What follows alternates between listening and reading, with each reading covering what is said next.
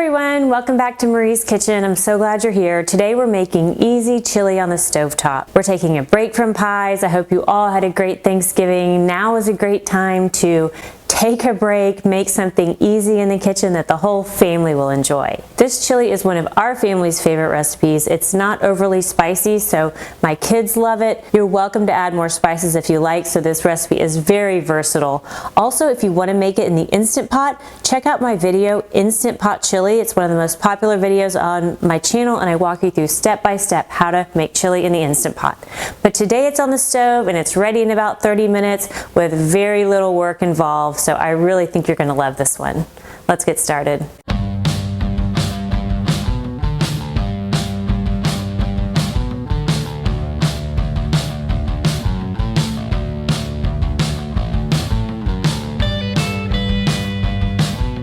First up, we're going to chop an onion, and this is a gigantic onion, so we're only going to use half of it. The recipe calls for one small onion. To cut an onion, I just cut off this end here, and then we have the stem end here. You cut through the stem, and then we'll just peel off this first layer with the paper. And I just peel that back like this. Now we're going to make cuts, not all the way to the stem end, but almost to it. Make cuts right down like this.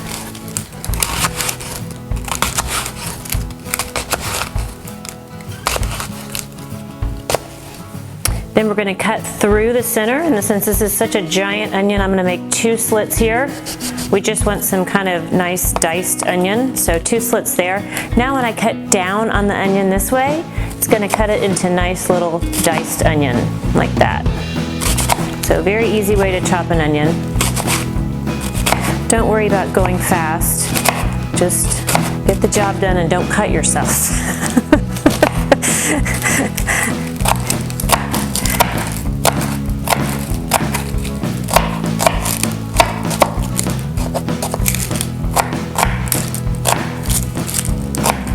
There we go. It's a lot of onion, but it'll be great. Now we'll hop over to the stove and turn on the fire to about medium heat. Chopping the onion really is the hardest part of that chili, so once you get that done, the rest is downhill. Okay, now we're going to add some olive oil to the pot here and add our onion.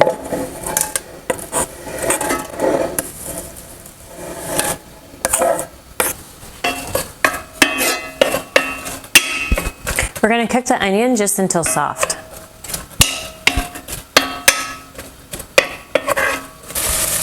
All right, the onions are starting to soften and get a little bit golden. Now we can add our garlic. For the garlic, I'm just going to use a garlic press, so no chopping involved, and we'll just squeeze that right in.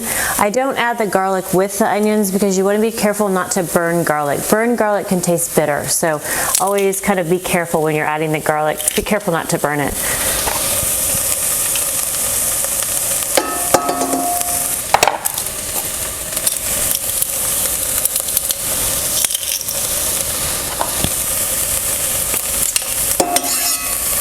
And we'll just give that a quick stir.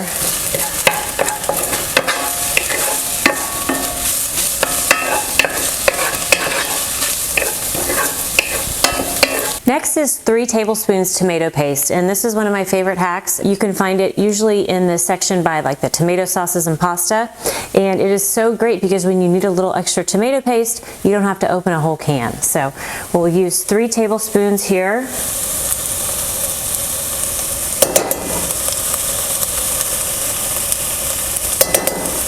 Now we can give that a stir.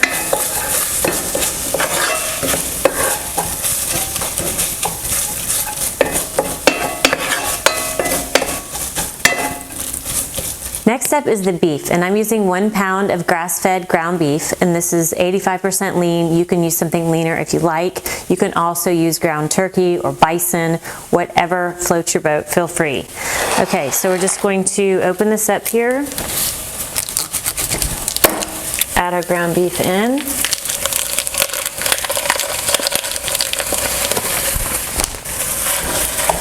This chili is great because you can keep pretty much everything in your pantry, and then if you just have some ground beef in your freezer or in your fridge, you can make this. So it's a great kind of last minute dinner.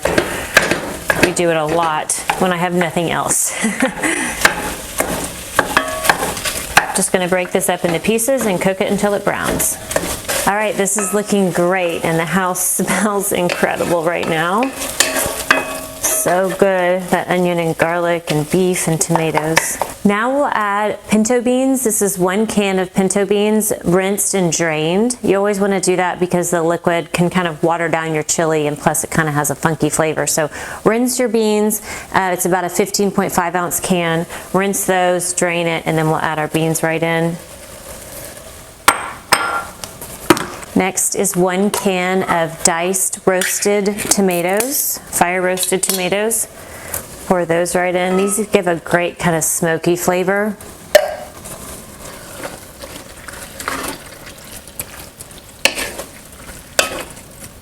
Now we'll add 1 cup of beef broth.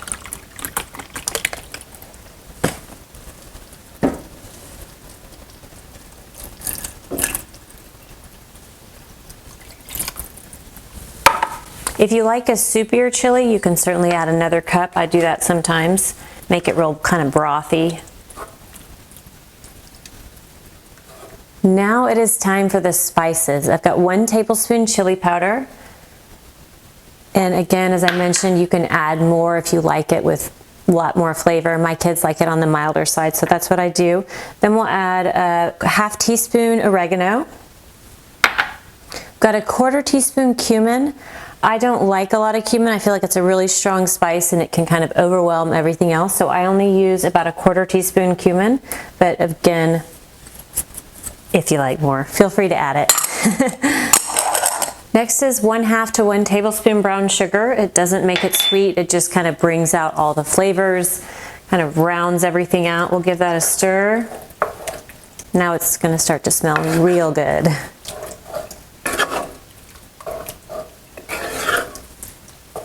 Now we'll add about ½ to 1 tablespoon Worcestershire sauce.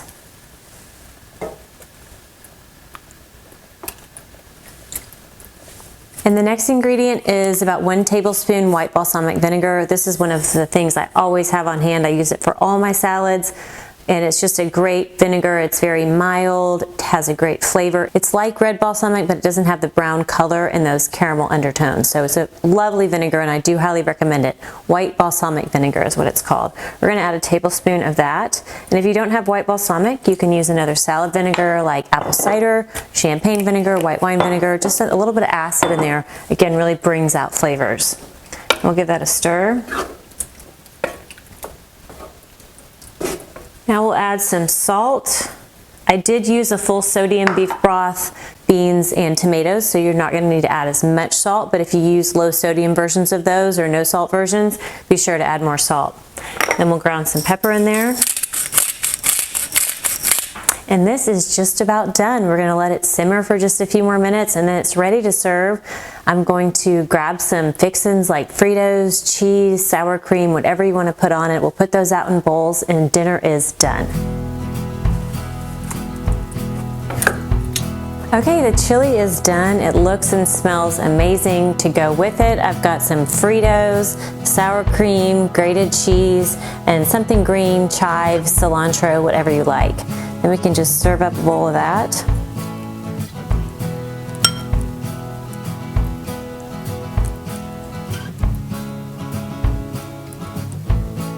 Then we can add some Fritos, sour cream, cheese.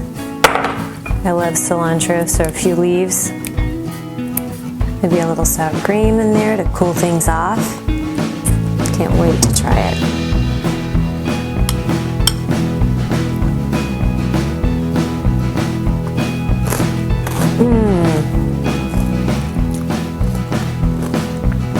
Oh my gosh. It is so delicious.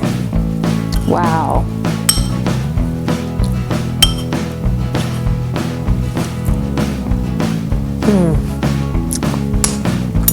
Best flavor so warm and nourishing, but still light enough where you don't feel totally weighed down. You've got to try this one.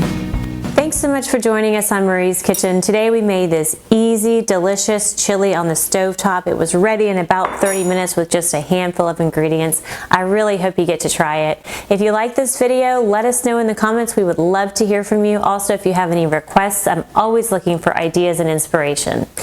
Give us a thumbs up. We so appreciate your likes, and it means a lot to YouTube. That's how YouTube decides who else sees this video. So hit that thumbs up button, leave us a comment, and subscribe. I've got lots more videos coming up with easy recipes just like this, and I don't want you to miss any of them. For this recipe and more, head over to my website, mariesaba.com. There you can go and print this recipe and all my recipes, put them in a notebook, and make your very own Marie's Kitchen cookbook for free. My goal is to give you some really easy recipes that turn out great every time, so you can build some confidence in the kitchen and feel really inspired to share good food with people that you love. From my kitchen to yours, thank you.